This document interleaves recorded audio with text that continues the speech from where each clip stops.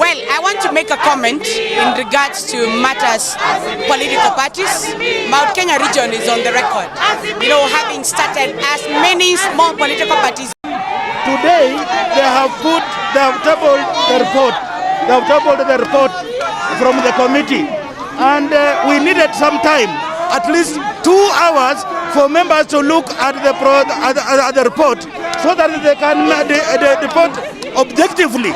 Now, the speaker decided that we go ahead with the debate even when members had not looked at the report. Procedures have costed this country expensively. On procedure, we'll keep off. Because of procedures, we have lost money, taxpayers' money on Huduma number, we have lost money on BBI, and we are not going to lose this money again. Because if anybody wants to court today, even this bill, even if we pass it, it will be dropped by the court. The reason why these political parties have been created, it is because they are being bankrolled by the state. And the state has used the same mechanism to bring forth the amendment of the Political Parties Act. And we want to tell them, if you are starting a political party, start a political party ready to sell your agenda to Kenyans, but not willing and standing and voting to be married off to other bigger political parties in the name of a coalition.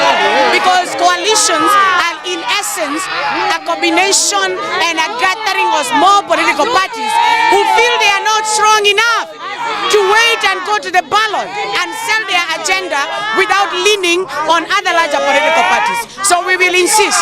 We know clearly these small political parties are being used today to form coalitions because they do not believe in themselves. It is a high time Kenyans wachanuke and know that there is nothing in this special sitting for the people of Kenya. Thank you very much. These are peace-loving, law-abiding, procedure-loving members of parliament who have just come out of a very heated session of a procedure that we believe was unprocedural and was going to put this parliament in very bad light. The matter to be discussed here was the political parties bill, which to my mind is on the floor of the House and procedurally. As I had risen in my place yesterday and said, the Parliament had advertised for public participation or for any Kenyan who was willing to participate in this process. This is a requirement as per Article 118 of the Constitution. And because of that, the Speaker ruled that we could not go on until proper public participation had happened. And what was intended to happen was a meeting of the Justice and Legal Affairs Committee. This morning, I did demand on the floor of the House for us to be provided with the Hansard of yesterday's meeting, which would have proven that sufficient public participation on this matter had not happened. Because as late as 4:55 yesterday, Kenyans of goodwill were still sending memoranda that was going to be considered and adopted on the report that was to be presented by JLAC. So this did not happen. On that basis alone, this bill found itself on the floor of the House unprocedurally, as it has been proven severally, both by rulings of the Speaker and also by court rulings. Public participation cannot be seen to be a cosmetic exercise. On that basis, this bill should not have found itself on the floor of the House. However, it did. And when it did, we had to do what we had to do. Thank you. To come to Parliament to undertake this political parties amendment bill was to help one person. All they wanted to do is amend the definition of political parties as set out in our constitution so that it can allow Azimio to become a political party. That was the only agenda. Number two, they were supposed to amend the Political Parties Act to allow cooperation of parties within 60 days to elections, so that it can allow the Oka alliance to have time to negotiate to join Raila Odinga. That was all. So it's because they can't agree by themselves now, and now they decided, let's buy more time and let's anchor it in law. If you listen to any of the ODM leaders who are sitting with us in parliament, is they say we want to anchor Azimio in the law. That means they are going to they are amending the constitution using a legislative action. We cannot be passing laws as parliament for selfish interests of a few individuals who cannot be able to gather numbers on the ground. And in fact, we have said them, and Kenya knows this. Even if you make Azimio a political party, still at the end of the day, the people who vote are the people on the ground. And that's where we as a Hustler movement are, with the people on the ground. Maybe kusema, we know special sittings should be called kama kuna kitu ya maana ya kuongea kwa niaba ya wananchi. And many of us actually came here in the call of that special sitting thinking we are coming to discuss about the corona prevalence that is just around 30% and what we can do in regards to the people. We also came here thinking we are coming to discuss about maneno ya masomo ya wanafunzi na vitu ambazo ni za maana kwa wananchi. But quintessential and in a signature way to the handshake team, they only call us, and any initiative they always have is just about 5 men, about coalitions here and there, political party of this person and the other. We want to tell them, any other time you are calling us for a special sitting, you should know that we have constituencies to look after.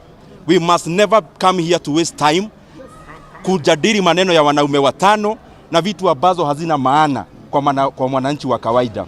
So the reason why we were actually called, and we are very sure and we know, only 3 men sat at the State House. Wameitwa na mwenye ako huko State House. Na ndio wakaamua kutuita hii special sitting. But unfortunately, after coming here, there was nothing about wananchi. It is just about the other failed BBI thing that had nothing to do with wananchi. And we want to warn them, do not call us here again if you are not calling us to discuss about coffee farmers, milk farmers, about the healthcare and about the issues that touches on the wananchi wa Kenya. Asanteni sana. Today, thank you very much, ladies and gentlemen of the press. Allow me first to take this opportunity to thank members, more particularly from the minority side, and also those progressive members from the Jubilee Party who have been here from yesterday as we had requested members to come for special sitting. And this morning we are delighted that our members were in the House in their numbers and made sure that we went through the second reading of the Political Parties Amendment Bill. We managed to conclude the second reading and we even went to a vote. And the yes side or the aye side had 115 members, yet the opposing side had only 68 members. And now that makes me very happy because as you are aware, there have been talk out there of some TANGATANGA group having 150 members, and they were daring us that they would come and shoot down the second reading of the Political Parties Amendment Bill. That they did not succeed in doing, and we showed them, demonstrated to the entire country, as we have demonstrated before, even during BBI, where they walipiga kifua na kusema they will defeat us. We defeated them. That shows you where Kenyans are, because these are elected representatives of the people of Kenya. That we have numbers in this house is never in doubt now. Those who are doubting it, I think now we have put it to rest. But having said that, the Speaker has also made a very curious ruling. But since he's the Speaker, there's nothing really you can do. But you cannot call off a sitting of the House as a Speaker. A sitting that has already been gazetted can never be called off by a Speaker. It is the members to make a determination whether to proceed with the sitting or not. In fact, the worst that the Speaker could do was to allow for the afternoon sitting to convene and then request that since we don't have business to transact, then we suspend the sitting. So that was curious, but I'm happy that we have concluded the second reading. It is my wish that hope that members will heed to our call when we call them for the committee of the whole House before the end of the year. If the leader of majority or myself we'll have to recall the House for the third reading and committee of the whole House before the end of the year. Thank you, and I want to request kuchukua nafasi hii kushukuru wabunge wenzangu ambaye leo walijitokeza kwa wengi sana. Wale ambaye walikuwa wanaunga mkono mswada huu walikuwa wengi kuliko wale ambaye walikuwa wanapinga. Na ilidhihirika ya kwamba wale watu ambaye wanaongea kila wakati huko nje ambaye wanasema wako na idadi kubwa ya wabunge, leo imedhihirika wazi ya kwamba hawana watu. Imedhihirika ya kwamba wakati mkutano inafanyika kwa ofisi ya makamu wa rais huko Karen, namba ziko juu. Nafikiri ni za kutafuta allowance. Na tukifika bunge numbers ni wachache. Inaonekana kumbe hiyo ni numbers ya kukula huko Karen. Lakini namba ya ukweli ya kupiga kura hakuna. Kwa sababu kura ilipigwa leo, tena ilikuwa physical, haikukuwa ile ya kompyuta, na tulipata kura zaidi ya 100 na kitu. 115. Na hawa walipata 69. Hii na 68. Hiyo ni karibu mara mbili ya kura ambaye tumepata. Mimi nataka kusema ya kwamba vile mnavyojua bill ama mswada iko na taratibu 3. Ya kwanza, ya pili. Ya kwanza imepita, ya pili imepita, sasa tumebaki ya mwisho ambaye ni ya 3. Na hiyo vile kiongozi ya wachache amesema wataita kikao kabla ya mwaka haijafungwa ili tupitishe ya 3 na hiyo bill ikuwe sheria ama iende kwa Senate, then Senate ipitishe na baada hiyo sheria itumike katika nchi yetu ya Kenya. Mimi nataka kumaliza kwa kusema namna hii ya kwamba vile mlivyoona leo katika kikao yetu ya asubuhi, watu ya Tangatanga walikuja na fujo, walikuja na kelele, walikuja na rapsha, hawakukuja kufanya kazi ya bunge. They came for disruption. Hata wengine walipigana na wengine physically. Ni dhihirisho ya kwamba hawana idadi ya watu, hawana agenda, hawana mwelekeo, hawana mpango, hawana chochote. Ni watu ambaye walitumwa na mkubwa yao ili kulete furugu ndani ya bunge. Lakini sisi tulisimama imara, tukasema lazima mswada hii ambaye itasaidia nchi ya Kenya lazima ipite. Na hii mswada sio siri, ni mswada ya azimio la umoja, ni mswada ya handshake, ni mswada wa President Uhuru Kenyatta na Prime Minister Raila Odinga. Sio siri, na itapita na itakuja kupitishwa kwa idadi kubwa. Kwanza hii kikao ambayo itaitwa ya pili, tutalete watu karibu 200 sasa. Hii ilikuwa kionjo 100 na kitu. Tutalete watu zaidi ya 200. Wajipange, wajiandae, wawache kelele, wawache fujo. Bunge sio pali ya fujo, bunge sio pali ya kelele, bunge sio pali ya kupiga firimbi ama sijui na ujinga nimeona leo yote. Asanteni sana, Mungu awabariki. If it is a question of heckling, you can count on TANGATANGA.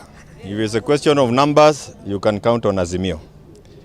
The bill that is before us is a very important bill for this country. During the Jamhuri Day celebrations, the president talked about the cost, the amount of money that we lost 2017, 1 trillion Kenya shillings. This bill is to help us save on the amount of money that we use during elections. At the nomination stage, at the election stage, the work that is done by IEBC, and the joy that we have today as members of Jubilee is to see that our colleagues from the minority side who chose freely to come and support the agenda for Uhuru Kenyatta, 2017 when through the handshake, have continued to be loyal, faithful to that handshake. If it wasn't for their being with us, this is not a game that we can win. So it is clear to Kenyans, for those of us who are in Jubilee, those of us who voted for Jubilee, those of us who looked for votes on Jubilee tickets, how betrayed we are by our own colleagues. They became a destructive corner for the last 4.5 years. They have demonstrated it today on the floor. The joy is that they don't have the numbers. They only have the heckling. And when it comes out there in terms of voting, we can also assure you the same outcome will be there. Azimio team will take the next government, they will be left heckling. But this is very important. This is very important. The speaker, without anybody asking him, because the procedure of the floor is that we must seek for the guidance of the speaker in public, not privately. He made a very curious ruling, a ruling that put us on a spin, We were headed to conclude this affair today, but he seems to have wanted another day. But as the leaders of the House have indicated, we are happy that we are going to be called, I hope before the end of the year, so that we can conclude this agenda. It is good for every person aspiring to become elected at any level, and let nobody lie to them. It's actually very useful for the TANGATANGA team. They find it more useful than those people who are supporting it. I sympathize with them. That blindness is beyond a description. I thank you. Wenzangu, kwa sababu wale ambao tuko kwenye Azimio leo tumetokea tukiwa wengi sana, na leo Wakenya wamejua ni kina nani wako na numbers. Ya pili niseme hatujapoteza. Leo ilikuwa ni siku ambayo tumeonyesha kwamba sisi tuko pamoja. Nataka kuwashukuru wale ambao wametoka upinzani, ambao wameshikilia handshake, na sasa tuko katika Azimio. Na nataka kusema kwamba tukifika wakati ambapo watu watapeleka amendment kwa committees, pia huko tuko na numbers. Na tunagojea tuitwe na leadership yetu, turudi kwenye bunge. Wenye kusherehekea ni kwa sababu walikuwa wameona aibu sana na hawakuwa na numbers. Sasa wanasherehekea na wamepoteza. Tumepata the first vote na second vote, na tunawaambia come baby come. Tunawagojea tu. Tutakuja third reading na tutawanyorosha. Na tunawaambia wembe ni ule ule, tutawanyoa. Kwa hivyo sisi tuko gangari na hii bill. Kwa mwanasiasa yeyote ambaye anataka kuwania kiti chochote, ajue kwamba hii ni bili yake. Tunajua kuna chama ambayo inataka kuturudisha kwa ile single party. Mnawekwa tu kwenye chungu moja, mnaambiwa muende kwa chama kimoja na watawanyoroshwa katika nomination. Nataka kuambia wenzangu wajichunge sana. Kuna watu ambao watanyoroshwa nomination kutoka March watakuwa wamepotea. Kwa hivyo hii bill ni ya sisi wote, ili hata wale ambao ni wadogo wasikie wako part of the government. Na hii ni bill ya inclusivity. Tunataka kila Mkenya, ukiwa North Eastern, ukiwa Coast, ukiwa Central, ukiwa pahali popote, hata kama ni Ukambani, usikie wewe you are part of the government. Na hii ndio jambo ambalo tunaangalia, Azimio la umoja. Kenya iwe moja na kila Mkenya asikia kwamba yeye anatambulika katika serikali ambayo inakuja. Na mkiangalia hapa nyuma, mnaona serikali ambayo inakuja ni Azimio la umoja. Tukutane tena kwenye chemba. Asante. Ambalo wenzangu wajasema ni kanuni za bunge. Tumeona waziwazi Deputy Speaker aliweza kuignore kanuni za bunge, kwa sababu tuna kanuni ambayo inaongea mambo ya gross misconduct, ambayo mmeona leo wenzetu wa Jubilee wamepiga makelele pale bungeni, wamejaribu hata kuleta vita pale bungeni, na speaker hajafanya chochote. Na mnajua tuna wakati mwingine, wakati tulikuwa tunapitisha sheria za security, wakati ya ile bunge ingine, Mheshimiwa Opiyo Wandayi alitolewa kwa bunge na akasukumwa nje karibu nusu mwaka. Na hizo sheria zimetengenezwa kwamba member wote ambaye atahusika na mambo ya gross misconduct, sheria ya bunge ichukuliwe hatua kwake, aondolewe kule bungeni.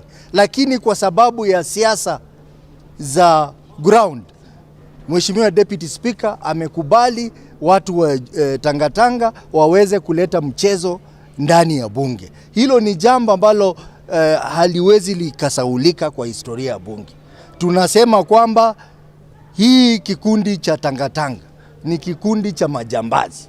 Wameleta sasa ujambazi yao kule nje, wameleta ndani ya bunge, hawaelewi sheria za bunge, na hata vile walikuja kupinga Mheshimiwa KJ na Mheshimiwa Murugara walisaini hiyo report ambayo ilipitishwa na hiyo kamati. Mkiangalia hiyo report mnaona sahihi zao ziko hapo. Lakini kufika kwa bunge wanakuja tena wanapinga hiyo report ambayo wamesaini. Sasa hii ni ukatili ya Tangatanga, na Tangatanga ni majangili ambao wanaleta sasa ujangili wao ndani ya bunge.